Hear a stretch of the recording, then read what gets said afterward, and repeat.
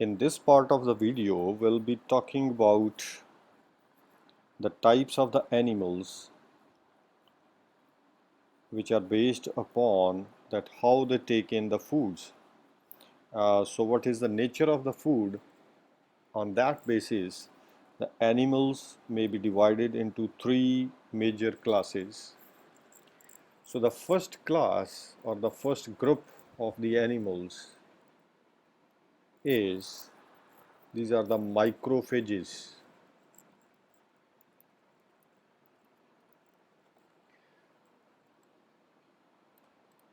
So the microphages, these are the group of animals.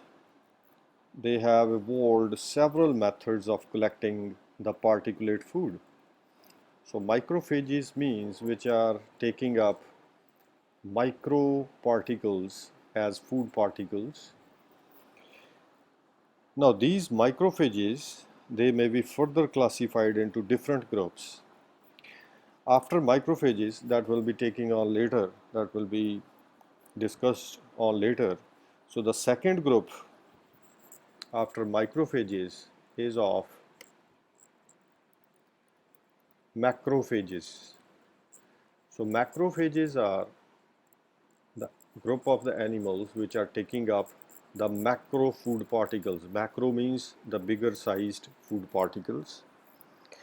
And the third type, which is of the animals based upon the nature of the food they take, it is the fluid feeders. So the fluid feeders, they are basically taking up the dissolved food. So these are the three major categories of animals depending upon the nature of the food on which they feed. So first of all, we are starting with the microphages. Now these animals which are microphages, they have evolved or they have developed their own methods of taking in the food. So they are further off major four types. So the first type of microphages that we are discussing, they are pseudopodial feeders. So they are the pseudopodial feeders. So this is the first type. So in this particular group, we have got rhizopods, particularly which are forming pseudopodia like structures. So just we have, as we have discussed in the very first part of this video, that amoeba, it is making food cups, and they are using, amoeba are using the pseudopodia for feeding. So particulate food is gathered or captured by the formation of some specialized round structures which are called as food cups. So here we have the formation of food cups. So the animals, they are known as microphages. The dissolved food which is present in the water, they are ingested by a simple mechanism which is called as Pinocytosis. So we have already discussed Pinocytosis in the very first part in case of amoeba. Now in case of radiolarians and foraminiferae, the particles, they are caught on the reticulate pseudopodia and then they are brought to the site of ingestion. So what they do is that they capture the food particles by the pseudopodia like structures and then they are taken to the site of ingestion. So they are not ingested directly by those pseudopodia like structures, but they are caught by the Pseudopodia, then they are brought to the site of ingestion. So that means Pseudopodia, they may be used in different types for feeding purposes. First type was by the formation of food cups, and second type is the later one, in which the particles are caught by the Pseudopodia. Okay, then second type of the animals after pseudopodial feeders, the second type is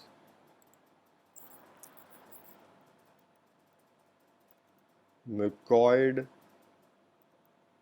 feeders. So this is the second type. So Mccoyd feeding is very much common in many of the snails, including ground snails or the gastropods. It is also prevalent in Amphioxus, in many annelids. So you can see in polychaetes.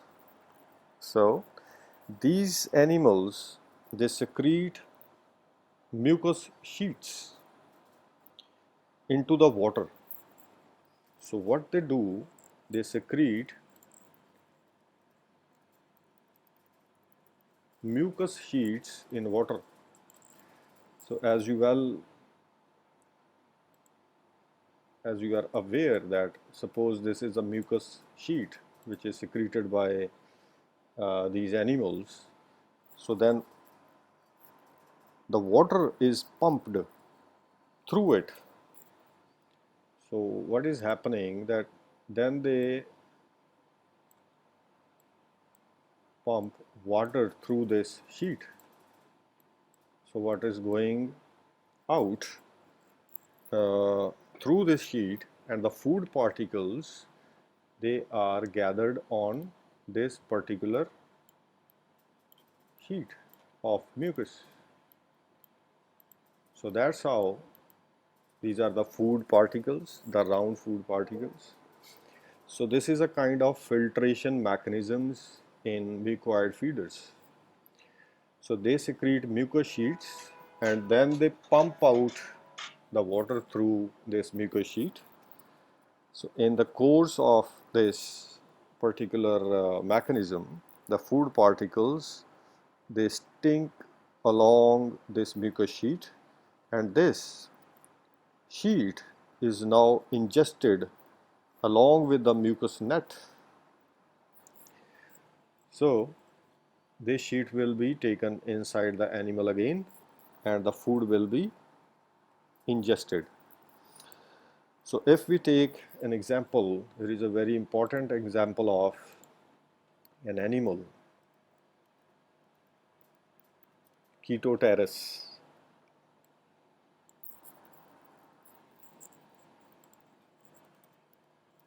Chetoteris. So this is the animal which is very important as per the Mccoyd feeding is concerned.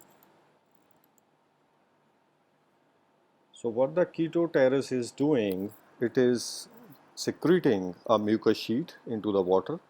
So they are called as mucus nets, and water is pumped through it. One thing is worth mentioning over here is that they use their posterior appendages for the pumping action of water through this mucus sheet.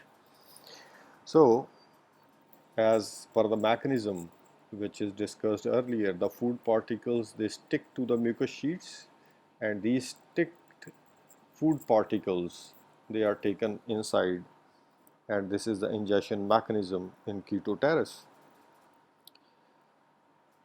Chetoteris may retain some protein particles also. So if you have some particle which is very comparable to a size of a hemocyanin pigment, even smaller protein particles, they are not retained. So here it is, so bigger protein particles may be retained in the sheet, whereas the smaller proteins, they are filtered out. Now the next example can be of the Chironomus. It may be of some gastropods. So you may add up some more examples into Mccoyd feeding. Now here, one thing should be emphasized, that Mccoyd filtering and ciliary filtration, these two mechanisms may go together in some of the animals. There is an example of a gastropod, it is Crepidula. So it has got two mucus filters. So this example is of, this is a gastropod. So this is Crepidula. So it has got two mucus filters. One is at the entrance of the mental cavity and other is at the frontal surface of the gills. So as you know that in gastropods we have got two major surfaces. First is the mental cavity pore. This is the incoming pore. So here we have the filter, and second is at the surface of the gills. So here the food particles may be filtered out, and the filtered food particles, which are very important for the animal, they are only taken in. So after Mccoyd feeders, we have got a third category of animals. This is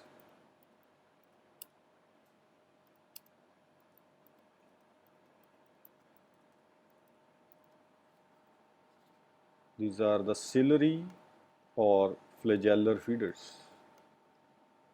So they are taking the help of their flagella or cilia for the feeding purposes, for ingestion mechanisms. So the very common example of these kind of animals, these are the sponges. So if you recall your BSc first year, you have gone through cycon. So cycon, they have got internal cells which are called as choanocytes.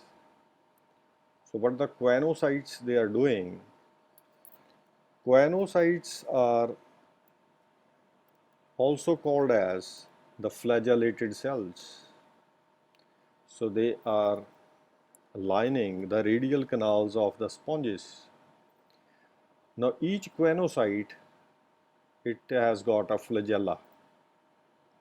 So they have got a single flagellum, and each flagellum, it vibrates when it moves in the body of the sponge. That makes a water current. So the total of the flagellae of the choanocytes, they beat together but independently to make this water current inside the body of the sponge. So when the water current is made, the water, it moves out of the body of the cycon through the osculum. When it goes out, when the water goes out of the body of the sponge, fresh water, it enters into the spongocoel through the ostia. So that is all, you have done it in BSc. So I am not emphasizing much on this mechanism. So the fresh water which is coming inside the body of the cycon, it is again taking in the food particles. So food particles are entering into the body along with the water. So this is a kind of flagellar feeding. When the food particles, they have entered the body of the sponge, what a single choanocyte is doing that it vibrates its flagellum and a water current is made which is taking the food particles into the choanocytes. Now suppose this is a choanocyte, this is the body of the choanocyte, and we have a flagellum. Suppose this is the flagellum, and I think you are knowing this, that choanocyte is also called as the collar cell.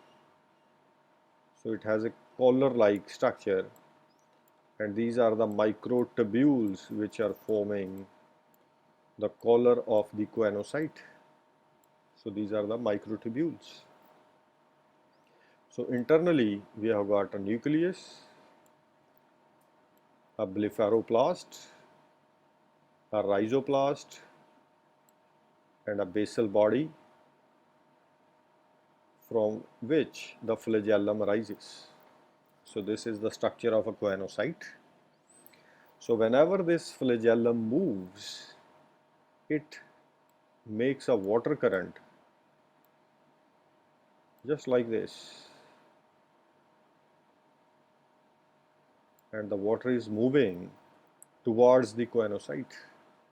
Now here the movement of the water is just like this. It is going into the collar from outside and it is moving through the collar just like this. So when the water is moving in this particular form, the food particles, they are again moving along this water. So suppose we have got food particles. Suppose this is the food particle, the blue one, and these are the small food particles, smaller in size. So what will happen, that the food, it will be filtered over here. The bigger food particles will stick to the collar. So they will not be passed through the collar, whereas the smaller food particles will enter the central part of the choanocyte, and from here they will be taken inside the body of the choanocyte. So here a food vacuole is formed. So this is the food vacuole. Actually this food vacuole is pinched off from this membrane. The food is taken inside the food vacuole. So if we just zoom in into this particular site, so here you can very well see that the food is coming inside this vacuole, and this food vacuole, this whole of the food vacuole will be pinched off and it will be taken into the cytoplasm of the choanocyte. So this was the mechanism of ingestion by the choanocytes.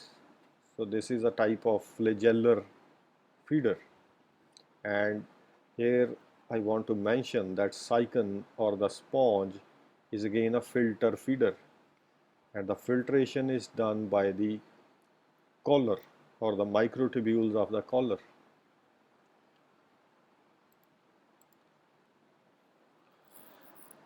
Now the ciliary feeders, they are forming ciliary currents.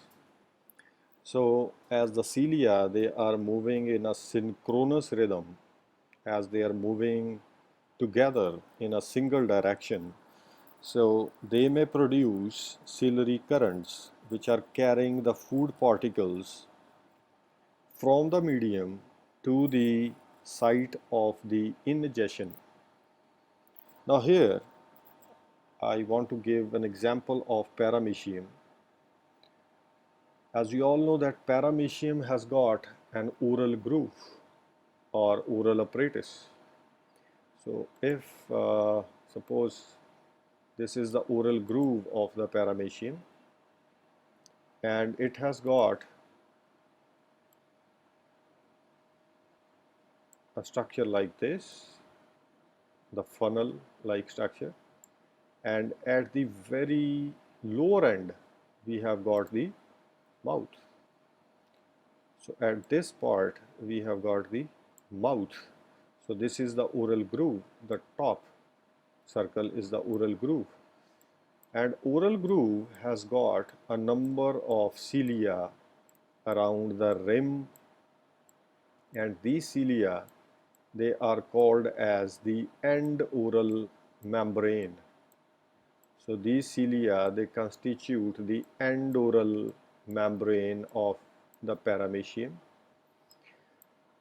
Whenever these cilia they move, when they perform movement, what they do is that they make the similar water current which is coming towards the oral groove. So the water is coming towards the oral groove. So this water current is made due to the movement of these particular cilia. These are the cilia, or the endoral membrane cilia.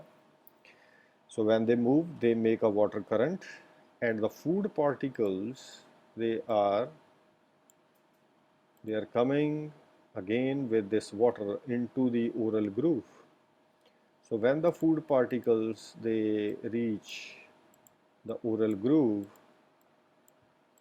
they go down into, they are going down into the buccal cavity part.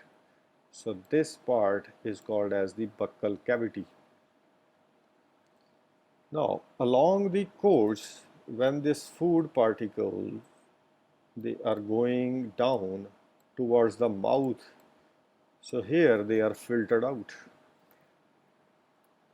The food particles which are of appropriate size, they go out from the mouth, and here a membrane is pinched off and a food vacuole is made, and the appropriate sized food particles they reach those food vacuoles. So here I have drawn one and now a second food particle which is of appropriate size. They are given out into the food vacuole, and this food vacuole is pinched off from the mouth, and now it goes into the cytoplasm. So it has got these food particles. Now this is the food vacuole. Now here one thing is to be mentioned, that the filtered out particles, suppose this is one of the particle which is quite bigger in size, it will be thrown out of this oral groove simply by the opposite movement of the cilia which are present inside this oral apparatus. So here we have got two types of paths. One is the acception path, second is the rejection path. Acception path refers to the path which is, number one is the acception path, from which the particles are accepted into the oral apparatus. The second part, number two, is the rejection path. It is the path on which the rejected food particles or the filtered out food particles they go out. So this is a kind of celery feeding.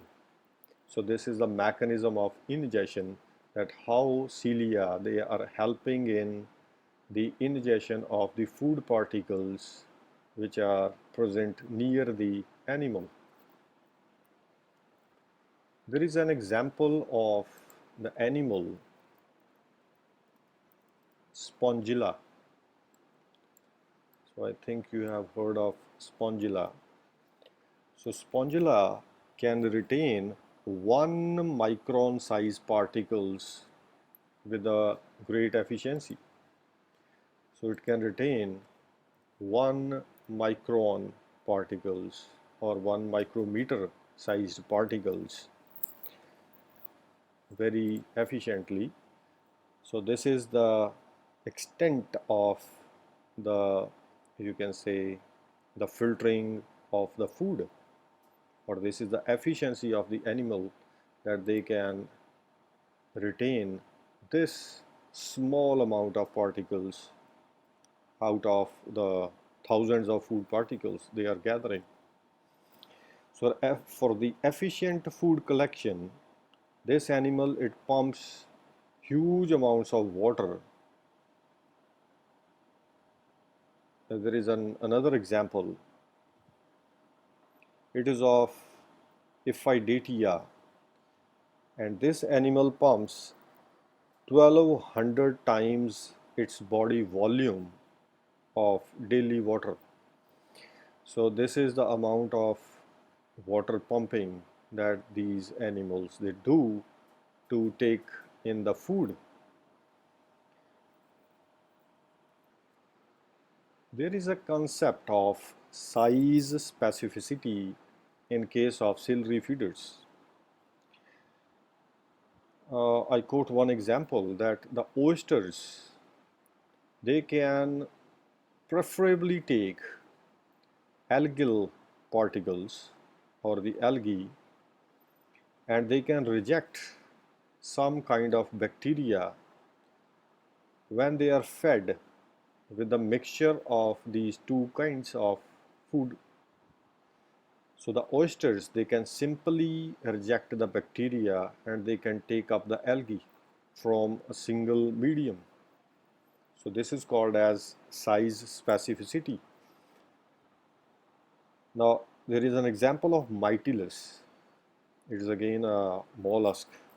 So this animal can keep the particles which are in between 30 to 40 microns in size, and it can reject or retain the particles which are near to 10 microns in size. So this is the specificity for Mytilus. If the particles are of smaller size than 10 microns, now these particles cannot be retained or rejected by the Mytilus. So that's how we can say that Mytilus has a great capacity to specify the size of the food that has to be taken in, and this is due to the size of the particle. This is the efficiency of the animal to take in a specific size of the food as preference. Now after specificity, we have got another you can say concerned topic, that is the food and the oxygen.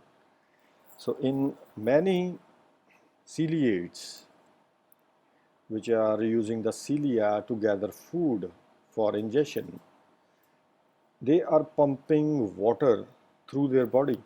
And this pumping action, that is very important for feeding and for respiration. So here we can say that the water pumping action is required for both the food and oxygen. Many animals, they are pumping lots and lots of water daily to take up the required amount of food and to take up the required amount of oxygen. So water should be pumped throughout for replenishing the oxygen content inside the body of the animals. So there are many examples like oysters, they can pump near to like 50 milliliter per hour per gram of body weight water for their requirement of food and oxygen. The Valiger oysters, they are pumping in between like 20 to 30 times more than the normal oysters. So they can pump near to 150 milliliter per hour per gram of water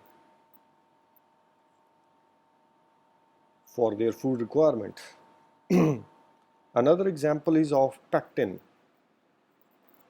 So pectin, it pumps at the rate of 1 liter per gram per hour for its food and oxygen requirements.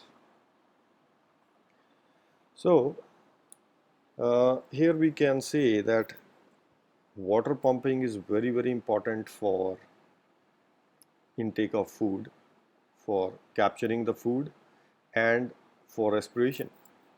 So many animals, they have retained this type of feeding, and many animals, they have made their own mechanisms of, or we can say different mechanisms of food ingestion and respiration. Okay, now after these types, we have got the fourth type of animals, which are called as the tentacular feeders. So they take the help of the structures which are called as tentacles for the feeding purposes. So again in BSc we have discussed, we have studied earlier the animal which is called as Obelia. So there is an example, there is a very good example of tentacular feeding in Obelia. So Obelia is a coelenterate, and coelentrates, they are known for their tentacles. So Obelia, what is doing, it is capturing the food with the help of the stinging cells on their tentacles. So you have gone through, I think you have gone through the nematocysts. So nematocysts are the stinging cells which are present on the tentacles of these coelentrates. So if I draw one tentacle, suppose this is a tentacle of Obelia. So it has got many stinging cells. So these are the nematocysts which are present on these tentacles. So they capture the food. So suppose if this is the polyp of Obelia and it has got many tentacles over it. These are the tentacles which are present for capturing the food particles. So what they do is, the food is captured with the help of the tentacles. If food is live, it is stinged by the nematocysts. The food is paralyzed.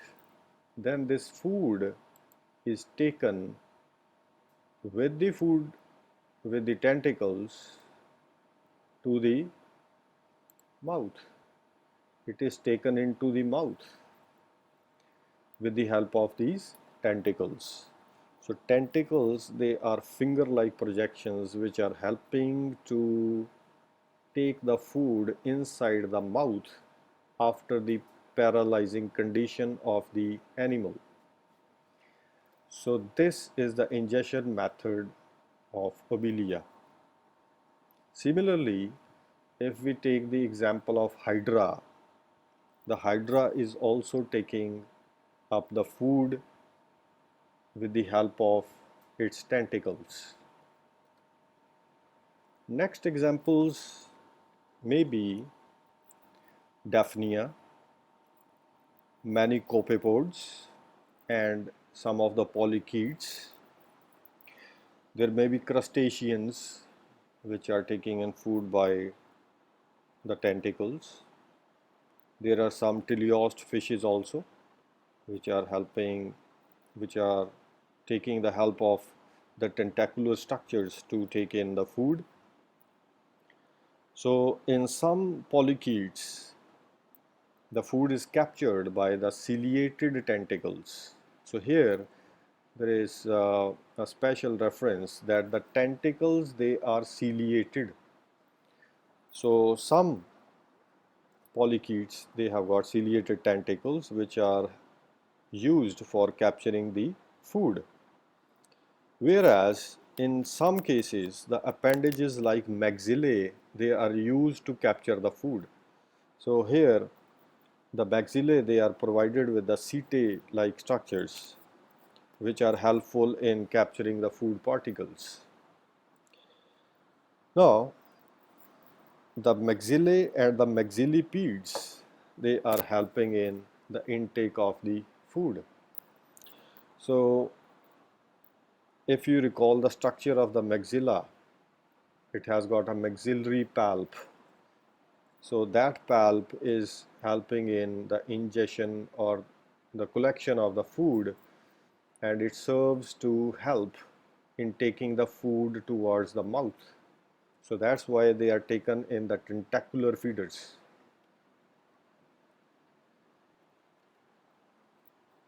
So students, that was all about the microphagy. That is the first part of the chapter ingestion. So in the next lectures, we'll be discussing the macrophagy and the filter or the fluid feeding mechanisms. So here I want to mention that you may add up more and more examples into these four categories which I have told you. First was the pseudopodial feeders, then we have the Mccoyd feeders, then we have the celery or the flagellar feeders, and fourth one was the tentacular feeders. So you can give more and more examples, and you can make appropriate diagrams along with the examples to